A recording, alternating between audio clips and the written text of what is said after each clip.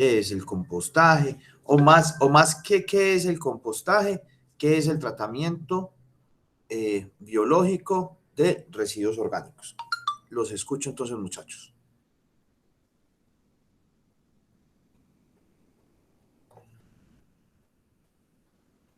O lo hacemos por cachiporra, como quieran.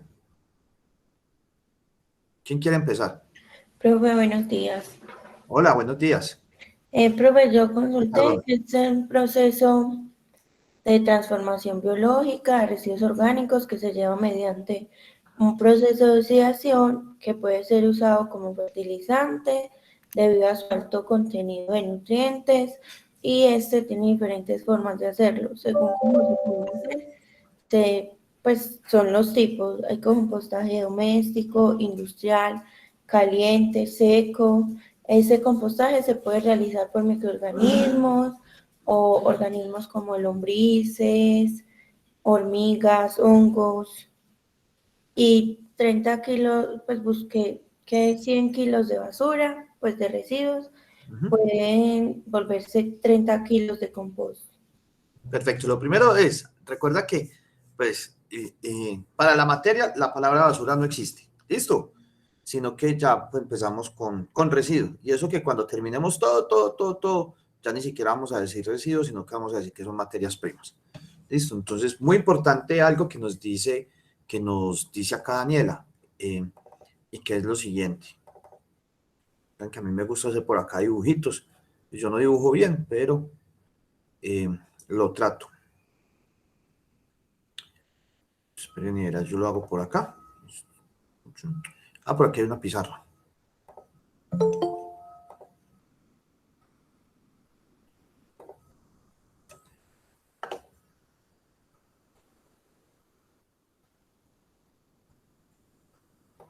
Ah, no, esto está muy enredado por acá. Vámonos por acá por el peine.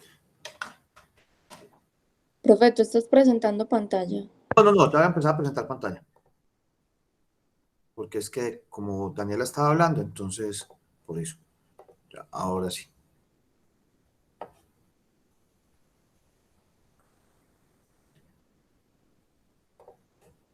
Entonces, miremos algo que nos dice, que nos está diciendo Daniela. ¿Qué es lo que sucede? Nosotros tenemos una cantidad de residuos. ¿Listo? Digamos que acá tenemos 100 kilogramos. A estos 100 kilogramos, entonces, a estos 100 kilogramos le vamos a empezar a hacer un proceso, ¿cierto? ¿Un proceso de qué? Un proceso de compostaje. ¿Listo? Entonces vamos a decir que esta va a ser la semana 1, que de acá vamos a hacer otro volteo y pasamos a la semana 2,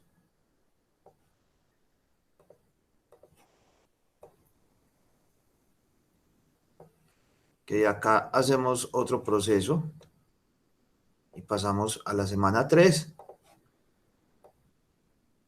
¿cierto? No, mentira, semana 1, 2, 3, 4 y ya pasamos a una última etapa, que es la etapa de secado, ¿cierto? Entonces vamos a decir que aquí tenemos 100 kilogramos en la semana 1.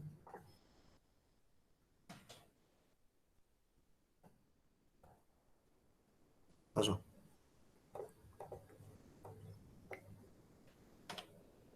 Semana 1.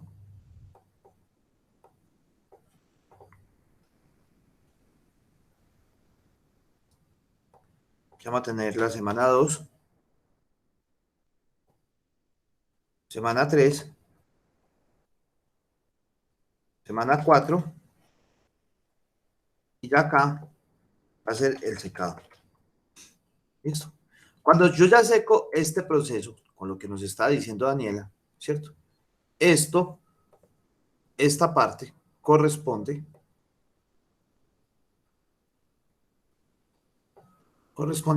perdón, ¿corresponde a cuánto? Corresponde al 30%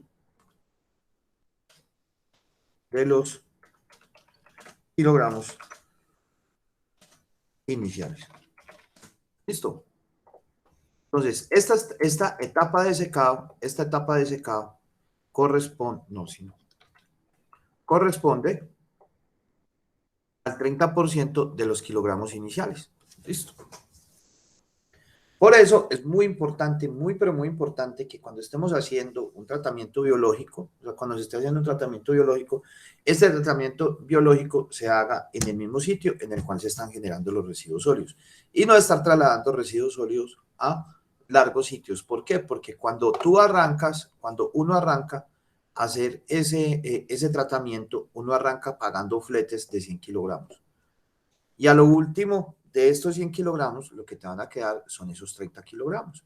¿Y por qué? Porque es que como son procesos biológicos, en esos procesos biológicos intervienen unos organismos que van consumiendo una materia, pero a medida que van consumiendo esa materia, pues entonces obviamente se va disminuyendo.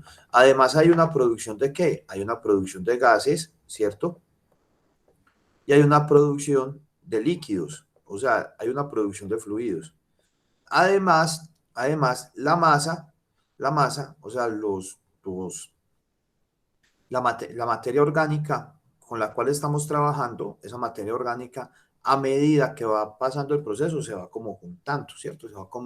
Va generando una mayor unión y en esa unión, obviamente, pues va disminuyendo eso. Y fuera de eso, pues si tenemos una etapa, que es una etapa de secado, acá arrancamos con una humedad demasiado alta y acá a lo último arrancamos con una humedad inferior al 10%. O sea que esa humedad se va perdiendo en el proceso. ¿Debido a qué? Debido a la temperatura que se tiene. Listo. Bueno, entonces, déjate presentar. ¿Quién más? Profe. ¿Quién me habló? Osvaldo Guerra. Listo. Profe, bueno, buen día a todos. Yo encontré que el compostaje es un procedimiento biológico de oxidación a través del cual se mezclan materiales que son de origen orgánico. En este procedimiento también intervienen diferentes agentes que hacen posible la descomposición. Estos agentes son microscópicos como las bacterias, los microorganismos o los hongos. Unos que son macroscópicos como las lombrices, hormigas y otros animales descomponedores. Y unos residuos orgánicos que tras un tratamiento de residuos adecuado pueden ser aprovechados para convertirse en compost. Ya pues aquí hablando del compost, hace referencia al resultado obtenido tras el procedimiento de oxidación del compostaje y que también es conocido como composta. Aquí tenemos unos tipos de compostaje que son el compost en común en montón, tenemos el común en superficie y el común en cajas o compostadores. También tenemos un compost industrial. En este proceso también se encuentran unas fases que corresponden a la fase 1, que es la llamada mesófila, y en ella la materia orgánica está fresca y se encuentra en temperatura ambiente. Y por este motivo la descomposición inicia de forma natural. Tenemos la fase 2, que es denominada termófila, y aquí las bacterias y los hongos degradan la celulosa y también transforman el nitrógeno en amoníaco. Lo anterior hace que la temperatura empiece a ascender y el pH también asciende. En la fase 3 tenemos una fase que es de enfriamiento por las fuentes de carbono que se agotan. Sin embargo, no son las únicas que se pierden. También se agota el nitrógeno que poseía el material orgánico. Y una última fase que recibe el nombre de maduración, y este sí es un procedimiento más largo. Por lo general puede tardar meses y se realiza a temperatura ambiente. Es como, profe, lo que he encontrado. Perfecto. Algo de lo que nos habló Osvaldo acá fue más que todo de una serie de procesos aerobios, ¿cierto? De los procesos aerobios con los cuales se cuenta. Por ejemplo, lo que les estaba mostrando yo era acerca ¿de qué? Acerca de esos procesos aerobios. Pero también hay otros de forma anaerobia. No sé si alguien consultó algo acerca de esos procesos anaerobios. Ah, pero no, primero me había levantado la mano Isabel Baena.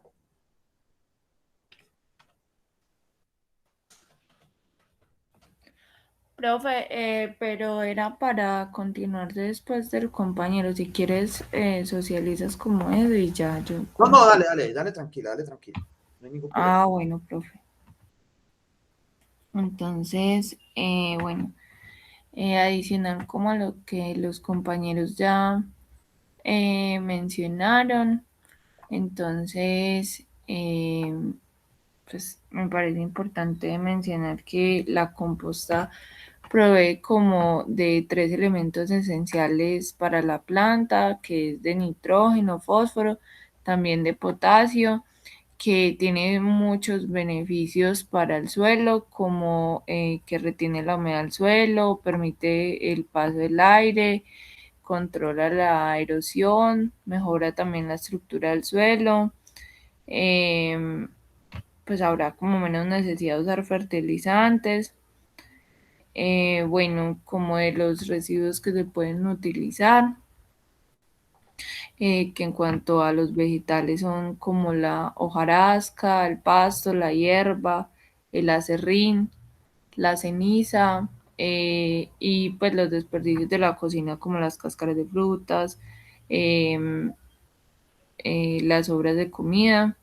Y que en cuanto a residuos animales se puede utilizar el estiércol, las vísceras, el pelo.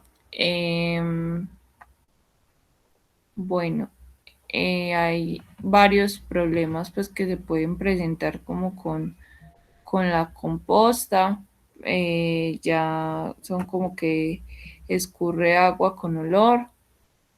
em, pero esto pues se debe como que a todos los residuos orgánicos que se están poniendo. Esto se puede ver a que se están poniendo como en una sola capa o que se ha mojado con la lluvia, pero lo que se puede hacer es como agregar más tierra o hacer más chicas, pues más pequeñitas como las capas de materia orgánica.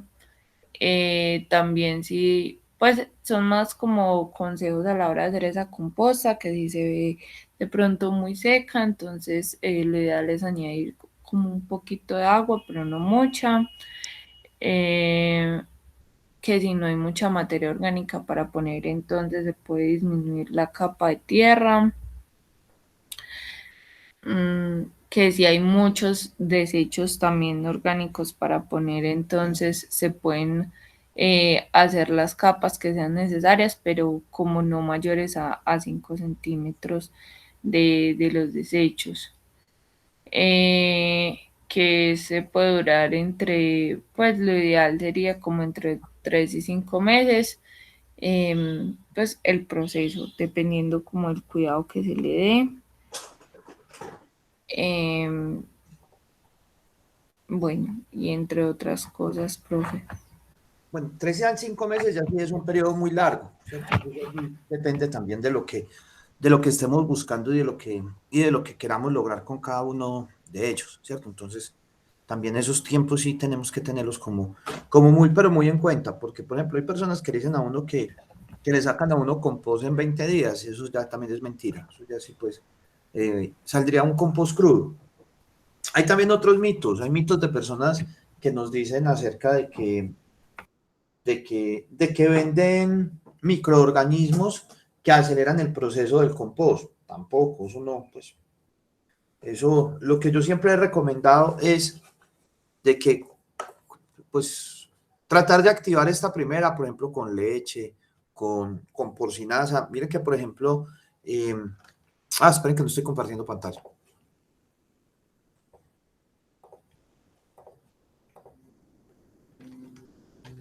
Miren que, por ejemplo, que Isabela nos está diciendo acerca de que se podría trabajar con algunas heces y con vísceras, ¿cierto? ¿Por qué? Porque es que dentro de las heces y dentro de las vísceras lo que hay es bichos, o sea, ahí lo que hay es una cantidad de microorganismos muy, pero muy alta, que sirven para acelerar el proceso, ¿cierto? De todas maneras, es de mucho cuidado ver de dónde estamos, con qué vísceras estamos trabajando y en qué forma, porque es que las vísceras sí generan gran cantidad de olor y ese olor nos trae nos trae que nos trae gallinazos. Y los gallinazos, aunque son unos pajaritos inofensivos, a muchas personas no les gustan los gallinazos. Entonces, ese es uno de los problemas más grandes que tenemos. Pero una de las cosas es de que, por ejemplo, es la primera vez que uno va a hacer compostaje, puede ser la más dura. Pero cuando tú ya tienes material acá, lo que se puede hacer es, con el material de la semana 2, 3 y hasta 4, pasar un pedazo de este material al nuevo material que llega. ¿Por qué? Porque este nuevo material que llega siempre ha sido el mismo, ¿cierto? Entonces, pues siempre va a ser el mismo, siempre va a tener prácticamente las mismas condiciones. Y estos microorganismos ya están acostumbrados a comer de esto. Entonces, simplemente lo que van a sentir es que hay comida nueva y se empiezan a reproducir grandemente. Entonces, con eso, pues se evita uno como la necesidad de realizar eso. Sí, una parte muy importante es, pues, como les decía, hay procesos aerobios, hay procesos anaerobios. Vamos a ver algunos de ellos y nadie nos los explica acerca dentro de cada uno de ellos. Y dentro de esos sistemas aerobios hay unos que vienen con aireación y otros que simplemente son por volteo. No sé quién más tiene Profe, yo. algo. Mariana Ramírez, listo. Pues yo estaba aquí viendo pues en lo que yo tenía pues de consulta y, pues lo que decías, profe, que el método aeróbico pues reduce como los olores de lo que estábamos hablando, pues dice, es un tipo de abono que se obtiene por la fermentación aerobia de materia orgánica libre de patógenos a través de la acción de bacterias, hongos y antinomicetos, que bajo condiciones ambientales favorables ayudan a construir una composta estable, libre de olores y de buena calidad.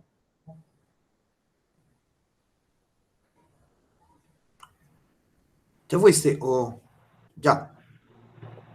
Ya, Ah, bueno. eso es lo que tenía del método aeróbico. Listo, perfecto. Bueno, ¿quién más tiene algo para contarnos?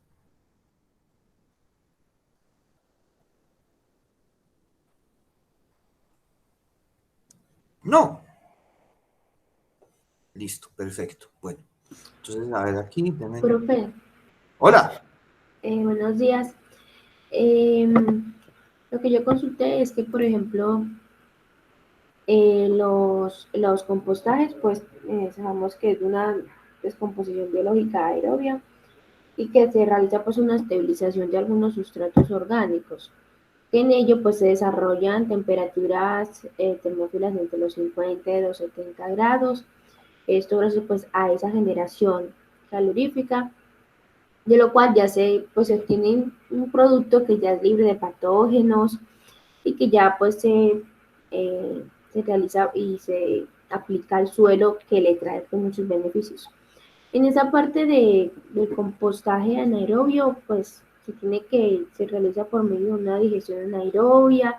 De pronto también en aquellos casos de pronto donde son en lugares como muy lluviosos o muy fríos, pues entendí que también es un proceso como viable, que pues sí que se realiza mucho en esos lugares, y donde ya es como un proceso fermentativo, donde ya pues muy controlado, ¿sí? Porque eso sí requiere como una inversión tecnológica como importante. Perfecto. Dale, muchísimas gracias.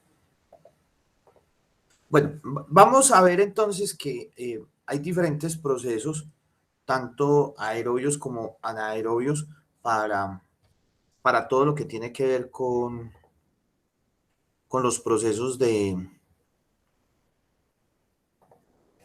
¿con los procesos de qué? Con los procesos de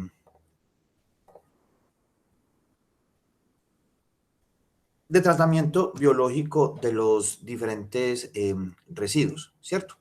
Entonces, pues como les mostraba por acá, pues esta es una de las formas que se tienen. Espera, yo guardo esto acá. Entonces, es una de las formas que se tienen pues de cada uno de ellos. ¿Listo?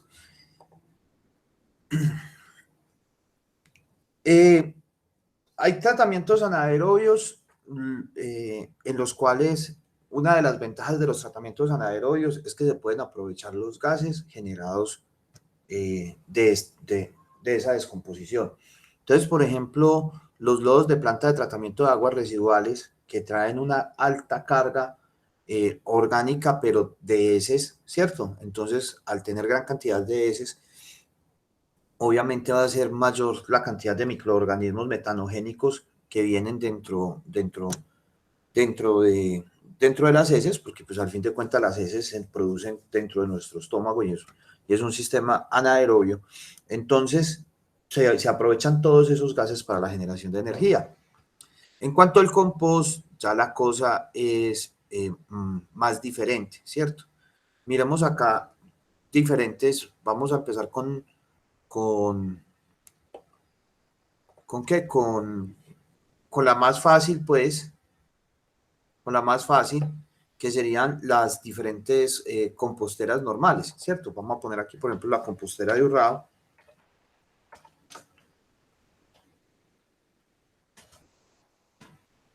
La cual entonces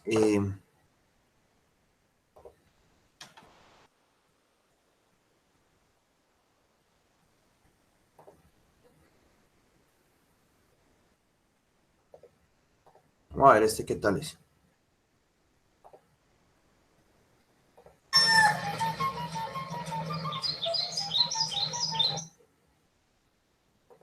Bueno, hay como varias composteras altamente tecnificadas acá en Antioquia. Una de ellas, pues, o sea, tenemos la de Urrao, la de Andes, ¿dónde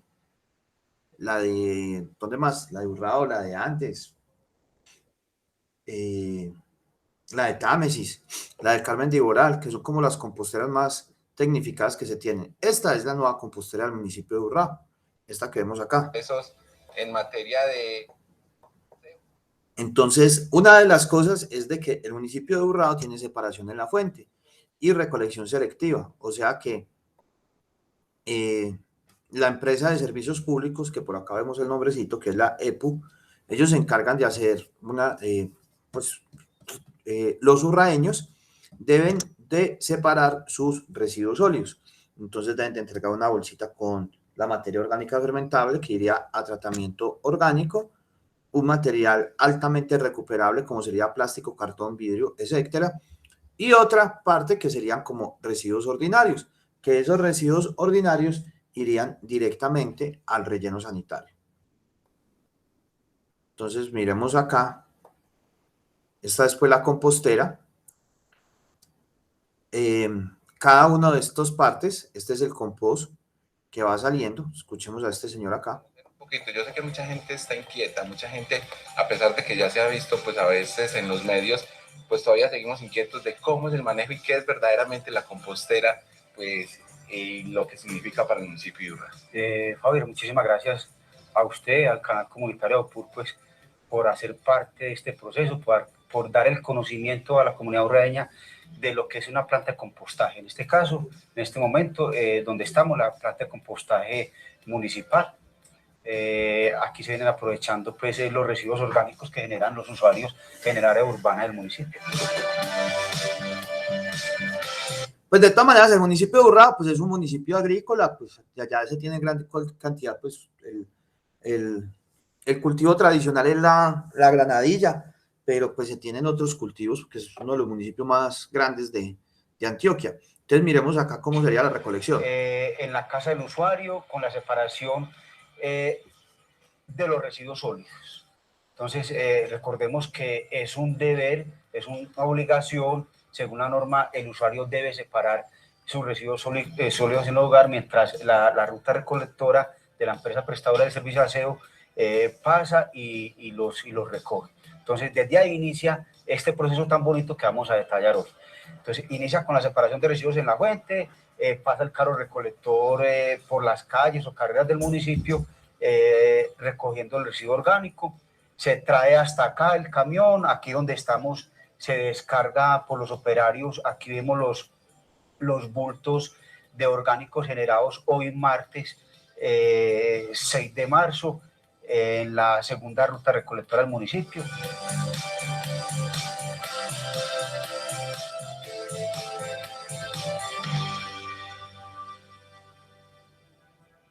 ¿Qué se hace? Se clasifica acá, se deposita el orgánico que traen ellos. Allá en la báscula que vemos se hace el pesaje porque debemos determinar cuántos kilogramos o cuántas toneladas en el día o en el mes estamos procesando. Después de ese pesaje ya se produce la clasificación que están haciendo los operarios. Ahí vemos pues una mesa habilitada con toda la comodidad para que ellos clasifiquen, le hagan un último barrido de clasificación, porque hay orgánico que viene revuelto con otras cositas, las bolsas, viene mucho plástico, viene de pronto botellitas.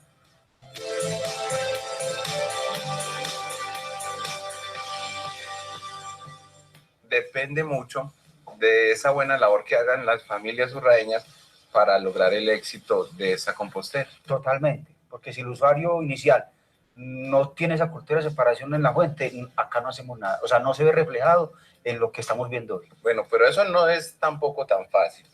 También se vienen haciendo campañas de sensibilización, de educación con las comunidades. Ustedes, bueno, entonces, que ya se culminó y están. Entonces, como les digo, ya pues con los urraeños, entonces se tiene esa parte. Entonces, miramos esta primera parte de almacenamiento. Tenemos aquí ciertos materiales, obviamente, para poder hacer el tema del compostaje. Agregárselo, obviamente, se pueden utilizar, me imagino que varios, pero ¿cuáles son los que ustedes en este momento están utilizando para...? En este momento estamos utilizando acerrín y viruta. En este momento estamos utilizando los dos materiales para el tema del procesamiento del carbono orgánico, del orgánico, del residuo orgánico, pero también se puede utilizar lo que es equinaza, o sea, llamémoslo así, el cagajón del caballito, pero ya seco, ya listo, ya seco, porque lo que necesitamos es material seco. También se puede utilizar el material del césped, del corte del césped, también es o sea, todo material que seco, que absorba la humedad del orgánico, o sea, que retenga el líquido que en ese proceso arroja el residuo orgánico, nos sirve. Bueno, entonces, ¿qué tal si vamos entonces a empezar con el proceso y claro, iniciarlo allá? Bien pueda.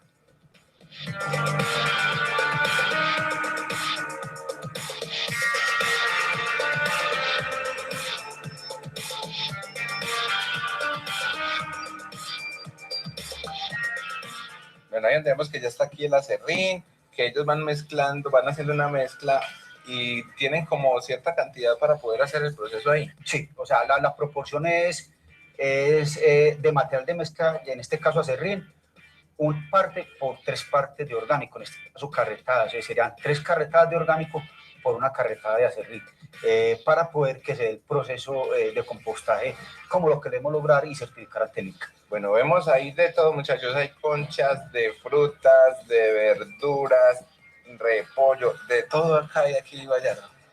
Hay pollos, hay pedazos, trozos de cerdo,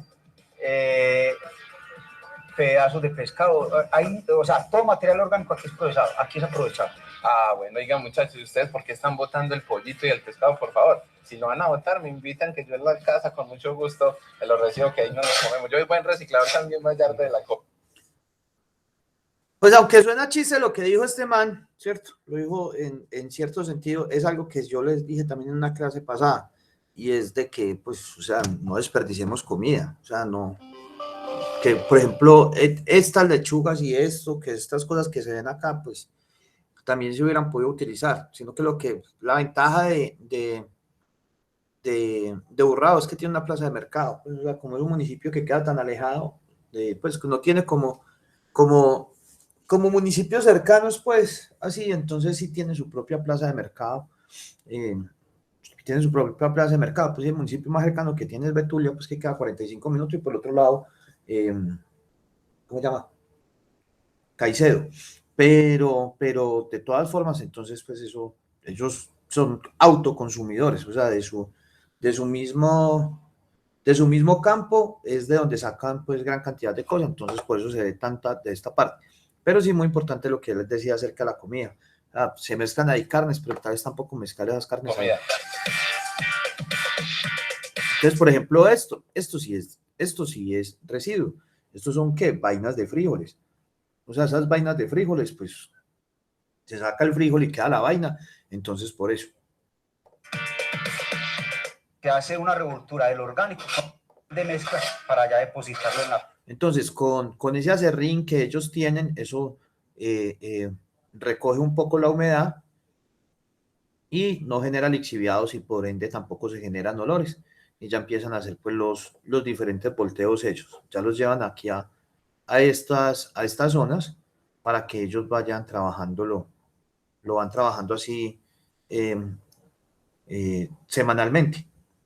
Calientico. Ustedes escuchan por ahí un ruidito y es que ya se encendieron, ¿cierto? Ya se encendieron, ellos trabajan, los motores trabajan media...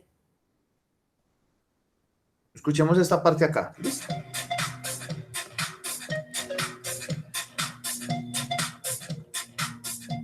Oiga, muchachos, ya me estoy sintiendo calientico. Ustedes escuchan por ahí un ruidito y es que ya se encendieron, ¿cierto? Ya se encendieron, ellos trabajan, los motores trabajan media hora y descansan media hora. Se acabaron de encender para imprimirle ese aire y que ayuda a la descomposición. Bueno, Gallardo, vamos a ver entonces ahorita allí a esos siguientes procesos de aquí en la casa.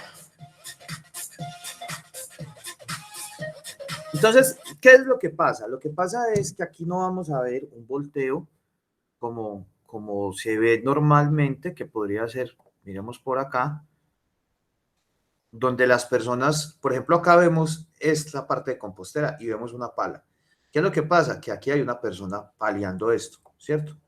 O como por ejemplo podemos ver acá, ¿listo? Estas personas aquí boleando pala. ¿Qué es lo que están haciendo estas personas?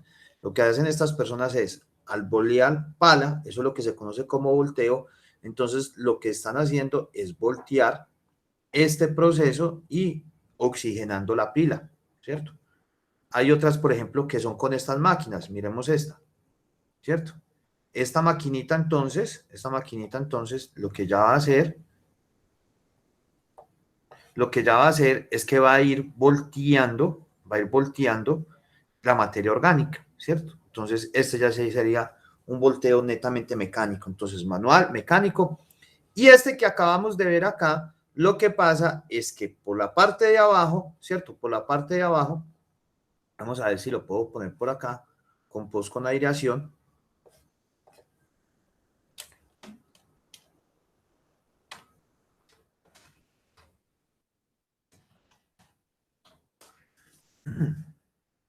Entonces, lo que ellos nos estaban mostrando ahí es de que por debajo de esa pila de compost, ¿cierto? Por esa pila de compost lo que se tiene es una tubería. Y esa tubería lo que hace es agregar oxígeno. ¿Listo? De forma tal de que no tengan que hacer este volteo que hace acá. Y el oxígeno ya agrega y entra por todo el proceso y ahí se hace el proceso aerobio. Entonces es ese proceso que se tiene ahí y que es como bueno pues que se tenga. Obviamente pues sí se van a tener gran cantidad de mosquitas. Lo que ya decíamos ahorita. Es como la única plaguita que tenemos ahí y ya después entonces ya se saca el abono.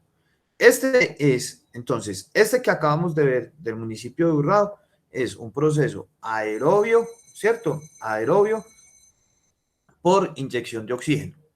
El que es con pala es un sistema aerobio simplemente por sistema de volteo.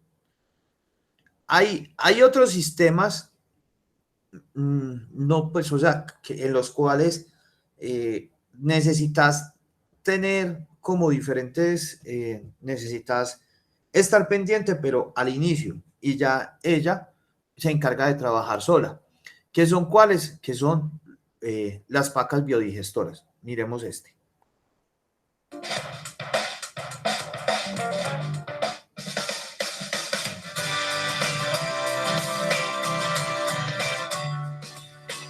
Yo estoy sentado encima de una paca digestora que tiene aproximadamente 2 meses de fermentación y esto es un producto completamente limpio a pesar de tener 250 kilos de estiércol. aquí no hay moscas, aquí no hay mal olor, aquí no hay gases contaminantes. Estamos en el colegio, en la institución educativa Conquistadores, en el corregimiento de Altavista, vereda Aguas Frías del municipio de Medellín. Aquí empezamos con este proceso en el 2008. Antes de estar convertido en una paca digestora, eran 250 kilos de residuos de estiércoles de animales de establo y 250 kilos de residuos de jardín. Aquí se cubren los estiércoles con residuos de jardín y se prensa. Este prensado reduce el oxígeno y permite el cultivo de bacterias fermentadoras y anula completamente la actividad de bacterias pudridoras. Bueno, ahora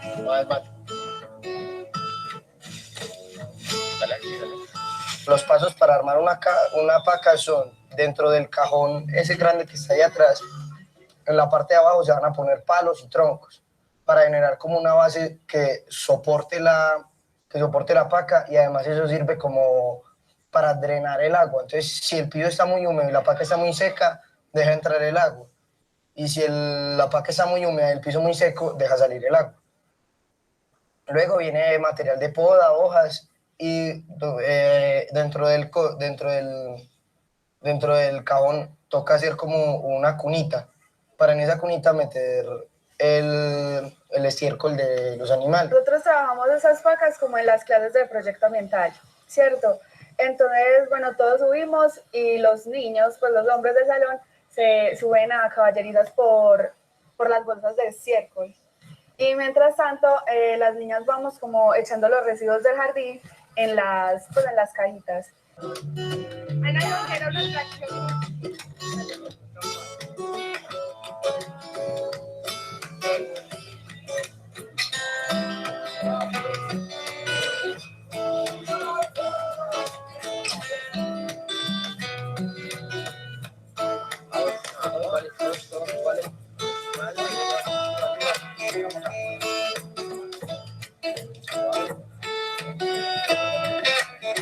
Esto es una paca más reciente, esto es una paca de hace un mes y esto es una paca de más de 6 meses. Se convierte finalmente en tierra orgánica, semejante a tierra de capote, porque tiene los mismos bichos que procesan la tierra de capote en el monte.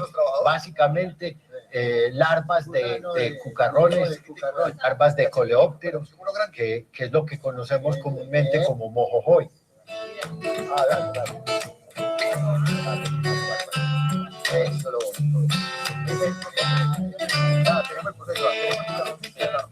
Se usa para nutrir los jardines del colegio, pero como es un 200% más eficiente que el sistema de compostaje tradicional, sobra mucho, o sea, porque se necesita más poquito por planta. Entonces el poquito que se sobra se vende a la gente, se vende o se regala a la gente de la vereda. Aquí, antes de tener este proceso, tenían pilas de residuos orgánicos llenas de moscas, llenas de mal olor, y empezamos a convertir todo ese material en pacas digestoras, y a la vuelta de 2 meses teníamos eliminadas todas las pilas de podredumbre y teníamos un ambiente completamente limpio, con trabajo de los estudiantes, con trabajo de los trabajadores de jardinería, con participación del cuerpo docente.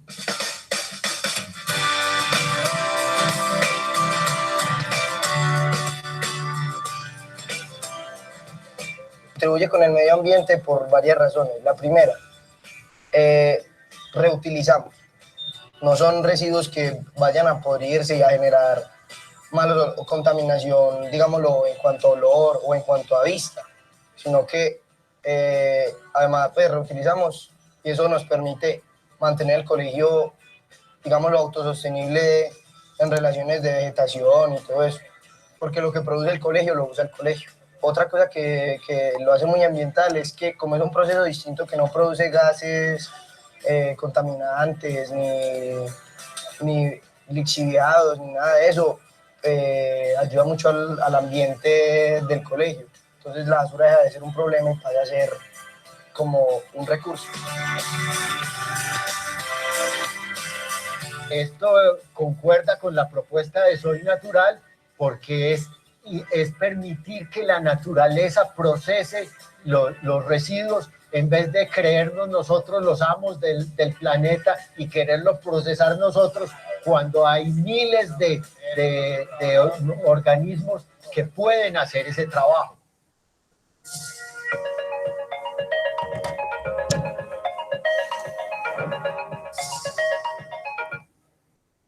Bueno, no sé si conocían acerca pues de estas pacas, pues son algo pues, no novedoso, pues así que digamos que es la locura, pues, pero sí son muy fáciles de hacer. O sea, este Guillermo Silva lleva mucho tiempo, y tanto es así que las pacas ya se llaman Paca Silva. ¿Y qué haces con tus residuos? Por él. Miren, por ejemplo, acá, esta armadita acá en Bogotá, vea, de una. Vea, simplemente cogieron ahí 4 tablas. En esas 4 tablas, pues estas 4 tablas son 1 metro cúbico, metieron hojarasca, cosas de árboles y ya después empiezan a agregar manguita y ahí ya se agregan residuos. Pues es que nada de residuo, todo, o sea, son como las etapas de la materia prima, ¿cierto? Miren ahí ya las hierbitas, todo.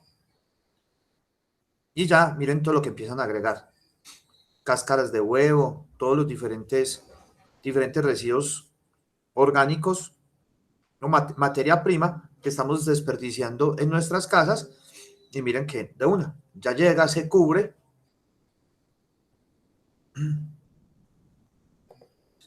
Y listo, fin del rollo.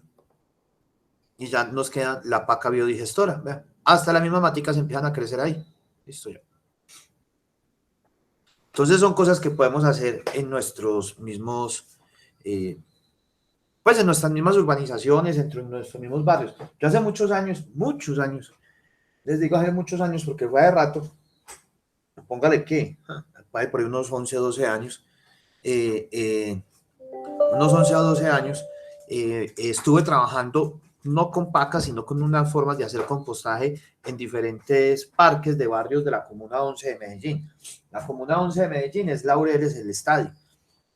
Y entonces, pues hubo como una parte de repulsa por algunas personas, sobre todo pues en barrios como Conquistadores y San Joaquín, donde decía que lo que les estábamos montando allá era un basurero. Pero hubo en otros barrios de la Comuna 11 donde vieron eso y se apoderaron de esas composteras y las tomaron como propias, que era lo que se buscaban. Entonces, hacer estas pacas biodigestoras en diferentes parques de la ciudad sería algo con lo cual se podría trabajar. Es más, podría ser y todo un trabajo de investigación en cuanto se disminuiría en un barrio la cantidad de residuos sólidos que se generaría debido a, pues, que se llevaría un carro recolector debido a una disminución por el tratamiento de estos residuos orgánicos, que como les decía, entre el 45 y 50%, entre el 45 y 65% de los residuos que generamos son residuos de esta forma. Tenemos otros compostajes, ¿cierto? Que son por medios cerrados, entonces en los cuales no se tiene esta aireación que estábamos viendo, ¿cierto? Estas diferentes aireaciones que estábamos viendo, sino que se tiene de otra forma. Mirámoslo entonces. Green SAC, la tierra verde. Innovación colombiana para el aprovechamiento de sus residuos orgánicos, ahorros económicos y protección del medio ambiente. Bienvenido al instructivo de uso para los compostadores Green SAC 1500, SAC 2250, SAC 3000 y SAC 4500. En este video, usted aprenderá a través de 8 pasos sencillos cómo usar los compostadores. Siga una a una las instrucciones para obtener un correcto funcionamiento y aprovechamiento de estas referencias de compostadores. Comencemos. Paso número 1. Separación. Separe sus residuos orgánicos en la fuente, preferiblemente en recipientes que permanezcan con tapa. Paso número 2. Preparación de la mezcla. Mezcle el residuo, 3 partes de orgánicos por 1 de material de mezcla, acerrín o viruta seca. La mezcla siempre es en volumen, proporción y tipo de material de mezcla que varía en función del tipo de residuo. Paso número 3. Prevención. Para evitar algún tipo de escurrimiento accidental por exceso de humedad, coloque una capa de 7 a 10 centímetros de material de mezcla en el fondo del compartimiento que empezamos a cargar. Paso número 4. Carga del compostador. Cargue el compostador con sus residuos bien mezclados, comenzando con el compartimiento número 1. Nivele los residuos una vez termine la actividad. Paso número 5. Cobertura. Terminada la carga, coloque una pequeña capa de 1 a 2 centímetros de acerrín, viruta, pasto u hojarasca seca para cubrir el residuo depositado y evitar presencia de moscas. La cobertura se debe realizar después de cada carga de residuos. Siempre baje la tapa del compostador. Paso número 6. Descarga del compost. Pasados 30 días después de llenar el compartimiento, puede retirar el compost para maduración. Se recomienda llevar registros con las fechas de llenado. Paso número 7. Maduración.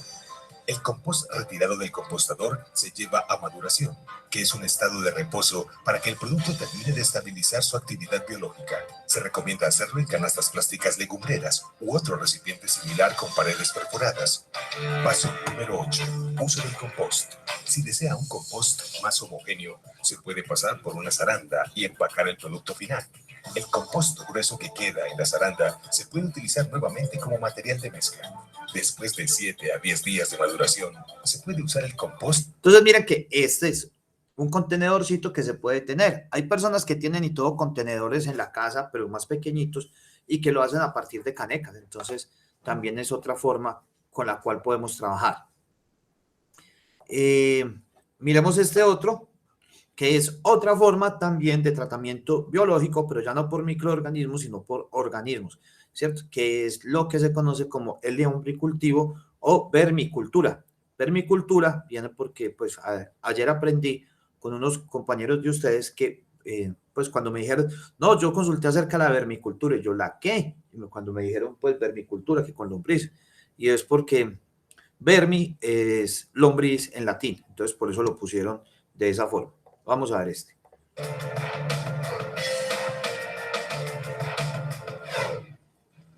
Mientras en la mayoría de las fincas ganaderas del país el estiércol, la orina y la comida sobrante de los bovinos son desaprovechados o considerados incluso contaminantes, en la finca La Esperanza, ubicada en la vereda San Rafael del municipio de Cibaté, son sinónimo de ingresos económicos importantes, con la fabricación de abono sólido y líquido mediante la implementación del lombricultivo.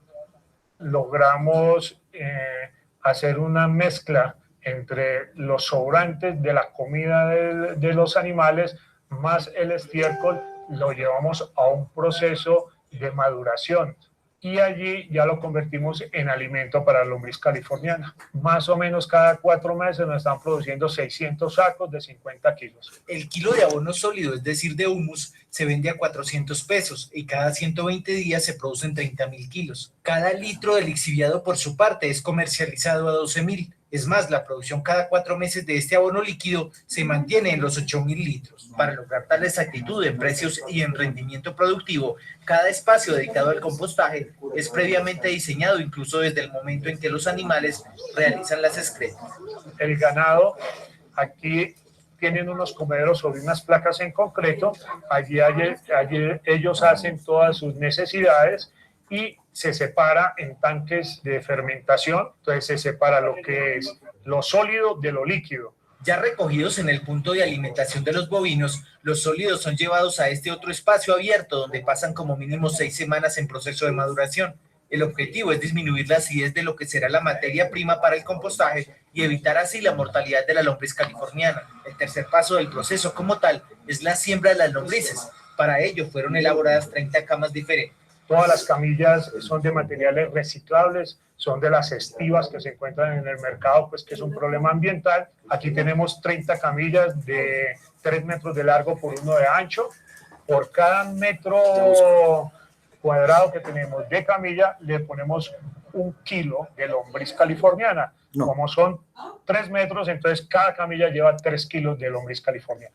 Cada una de las camas es forrada con un plástico de polipropileno negro que es lo suficientemente resistente para regar diariamente en las mañanas el lombricultivo. Ese riego se realiza con la orina de los bovinos que fue recogida también con anterioridad. La camilla viene forrada con un plástico, el cual tiene una caída que va a una tubería interna para poder ser recogida y llevada hasta el tanque de depósitos. Cada una de ellas tiene un desagüe, van a un tanque principal y allí recogemos todo lo que es la parte líquida. Esa tubería subterránea permite la recolección diaria del abono líquido, llamado también lixiviado. Para la cosecha del abono sólido se recurre a un comportamiento natural de la lombriz californiana, y es que cuando ha consumido la materia orgánica, sube a la superficie en busca de más comida. Ahí es capturada con trampas que no son más que costales de fibra.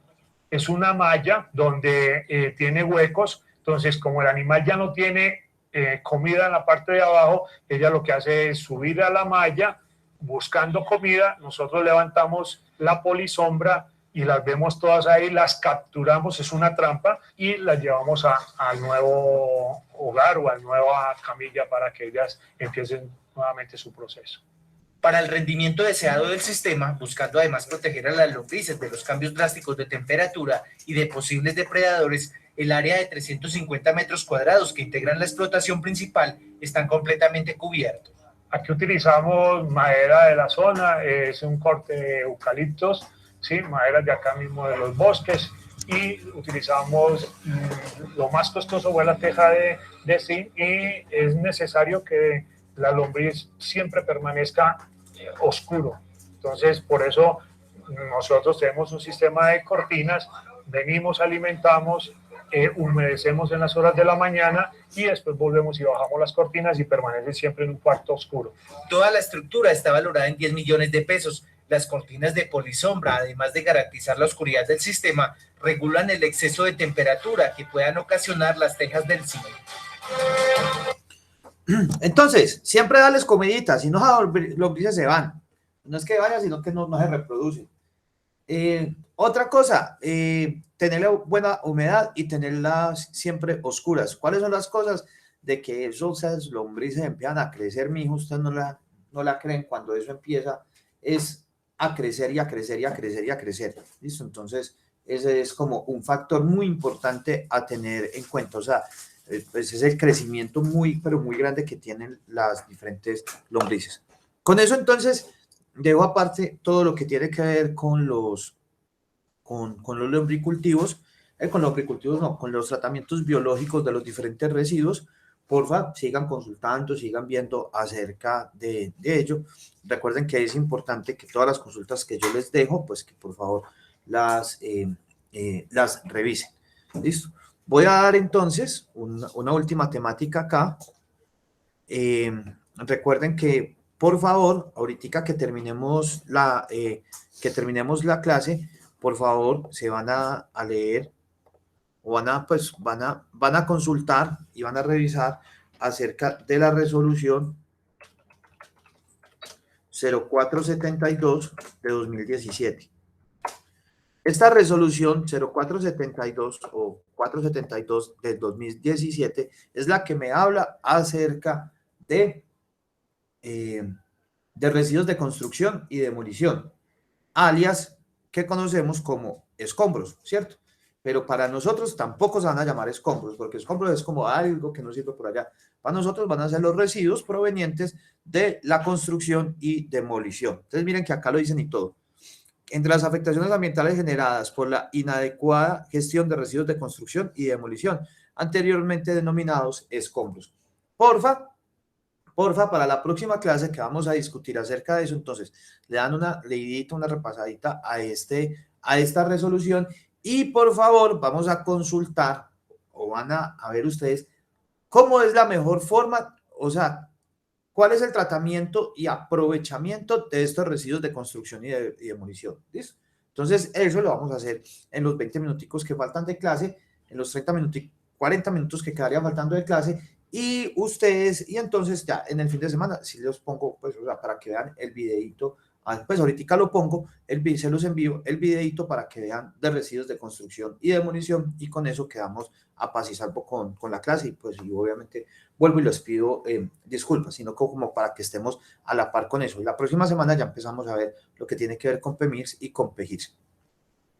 Bueno, entonces, miremos unas últimas clasificaciones de residuos. Las últimas clasificaciones de residuos que tenemos son los plásticos, ¿cierto?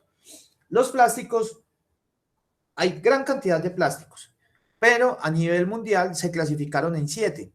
Y dentro de ese 7 hay uno último que es la clasificación número 7, en la cual son otros. O sea, que ahí es donde tenemos la gran variedad de cada uno de ellos. Siempre que nosotros cogemos, o sea, nosotros somos una ¿qué? ¿Cómo? A ver, población no. Pues, o sea, sí, nosotros somos plástico dependientes. O sea, todo lo que nos rodea a nosotros contiene plástico. El celular por donde están viendo la clase, el computador, los audífonos, nuestros electrodomésticos, la silla donde nos sentamos, el vehículo en el cual andamos, bien sea motocarro o bicicleta o a pie, porque los tenis también son de plástico. Entonces se ha generalizado, o sea, el plástico no es malo. El malo es el hombre que le da una mala función al plástico. Es como pues algo que también dije ayer y que lo repito hoy, o sea, que la gente dice, no compre una moto, que una moto es muy peligrosa. No, la moto no es peligrosa, o sea, la moto no va a salir detrás de usted a pegarle, ¿cierto? El peligroso es el conductor que está en la moto o los otros conductores que hacen ver la moto peligrosa. Lo mismo sucede con el plástico. El plástico no es malo, el malo es el hombre que después de utilizarlo no le da el aprovechamiento que debería de tener. Ahí está como la gran diferencia. Pero para eso, gracias a la vida, la naturaleza nos creó a nosotros, a los ingenieros ambientales, que vamos a buscarle ese provecho a ese plástico, ¿cierto? Entonces se dividen en 7 partes. Cada plástico que nosotros tenemos, cada tarrito, cada empaque, va a tener un triangulito con un número, ¿cierto? Ese triangulito con un número me va a decir la clase de plástico que es. Entonces vamos a tener unos tarros en los cuales nosotros consumimos agua, los cuales van a tener un número 1. Eso quiere decir que ese plástico, ese envase plástico que tenemos es PET, ¿cierto? Vamos a tener otros envases no tan duros, ¿cierto? Y que van a tener un número 2. O por ejemplo, empaques de papitas, que van a ser número 2 y que esos son polietilenos de alta densidad. Vamos a tener otros que van a tener un triangulito con el número 3 y que vamos a denominar PVC, polivinilo de cloruro. Estos van a tener también en ese triangulito con el número 3 y se van a tener estos diferentes apartes, ¿cierto? Entonces ahí lo vamos a encontrar. Estos números, este sí es como algo maluquito por una sencilla razón, porque es que ellos tienen un gran problema y es que esas cadenas de cloro son demasiado maluquitas para tratar. Cuando vamos al supermercado, cuando vamos a un D1, cuando vamos a qué sé yo, a Mercapaisa, al Éxito, a Carulla, donde sea, nos van a entregar unas bolsas. En esas bolsas, si vemos el numerito, va a salir el numerito, el triangulito, va a salir el número 4. Y eso significa que es un polietileno de baja densidad. Si cogemos un tarro de límpido, o lo que se conoce como pasta, que es así como muchísimo más grande, pues, o sea, grande no, o sea, como muchísimo más fuerte, ese va a salir con el número 5 y lo vamos a conocer como polipropileno. En algunos empaques también de mecato vamos a encontrar el número 6, ¿cierto? O cuando compramos un televisor y que sale el televisor, ¿en qué viene envuelto? Viene envuelto en poliestireno extendido. El poliestireno, pues el poliestireno es el número 6. El poliestireno extendido es el que nosotros conocemos como Icopor. ¿Qué significa Icopor? Industria Colombiana de Poliestireno.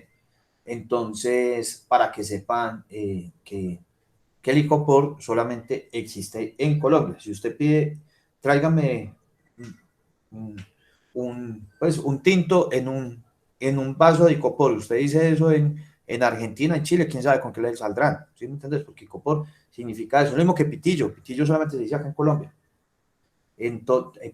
prácticamente en toda Latinoamérica, Iberoamérica se dice pajilla, sino que pajilla para nosotros es otra cosa, entonces por eso yo creo que utilizamos más la palabra pitillo. Aunque también tengo entendido que en los 60, 70 era como la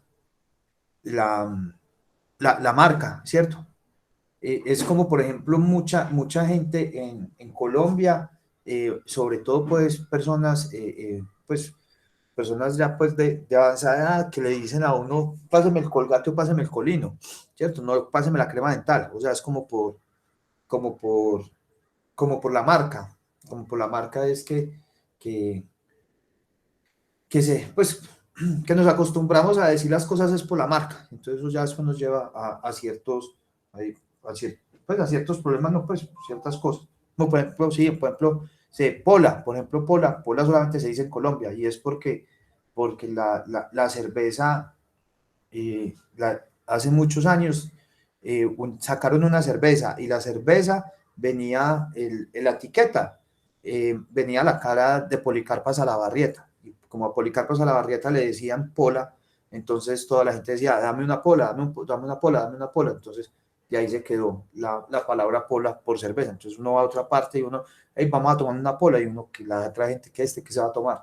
Entonces es por eso que tiene que ver con eso. Entonces lo mismo es con el licopor. Entonces pues, acostumbrémonos, sobre todo porque tal es que ustedes empiezan a relacionarse internacionalmente con otras personas, entonces no decir licopor, sino poliestireno extendido. Por el otro lado, hay otros plásticos que los llamamos otros, que esos otros, entonces, hay gran cantidad. Están, por ejemplo, los empaques de mecato metanizados, ahí están. Los poliuretanos, el poliuretano es muy importante para los ingenieros ambientales porque es para toda la parte de recubrimientos. Pues varios ahí que se pueden encontrar dentro de ellos. Entonces, el problema es, o sea, la vida útil a veces es muy baja, sobre todo del polietileno de baja densidad, porque son las bolsas. Pero, como les digo, es un mal súper recontra necesario. Por otro lado, de todos esos catálogos que les mostré, los podemos también subdividir en tres, en termoplásticos, que son todos aquellos que se pueden, después de utilizarlos, volverlos a moldear gracias a la temperatura. Entonces, haciendo cambios en la temperatura se puede moldear. Estos termoplásticos también son el proceso bajo el cual entonces se hace todo esto que les estoy diciendo, se llama extrusión. Luego de que, por ejemplo, se mezclan varios termoplásticos, por ejemplo, muchas veces se mezcla el PET con el polietileno de alta, con polietileno de baja y a veces polipropileno. Estos se mezclan y se pican y se genera lo que se conoce como maderas plásticas. Esos ya son termoestables. O sea, ¿por qué? Porque ya quedan completamente estabilizados y por acción de la temperatura no se puede volver a moldear. También, por ejemplo, las conexiones que tenemos a la luz, esos también hacen parte de esos termoestables. Y el otro son los elastómeros, o sea, que son elásticos, como las suelas de los zapatos, que son pues con zapatos, pues no sé cómo se dice, pues sí, pues esos Nike que son pues como con cámaras de aire, con cámaras de aire, los neumáticos que también se pueden estirar, entre otros. ¿Listo? Entonces esa es la parte de los elastómeros, termoplásticos, termoestables y elastómeros. ¿Qué nos queda entonces? Nos queda entonces, por favor, resolución 0472. ¿Listo? Y más que la resolución 0472, entonces también consultemos y ustedes me dicen, la próxima clase, ya sabe que se tiene para, pues, encontré tal tratamiento en tal parte del mundo. O sea, no nos enfoquemos en Colombia, porque en Colombia lo que hacemos es simplemente llegue, recoja los escombros, llévalo a una escombrera y entierre. Miremos procesos, por ejemplo, hay un proceso en Suiza, si quieren lo buscan, Suiza, minería urbana suiza, ahí aparece gran cantidad de cosas de lo que ellos tienen acerca de eso y cómo vuelven y construyen, o sea, por ejemplo, un aprovechamiento de lo que yo busque, por ejemplo, edificios que hayan sido construidos a partir de, otra vez, de escombros, pues de residuos de construcción y de demolición y cositas así. ¿Listo? No sé si tienen alguna duda, pregunta.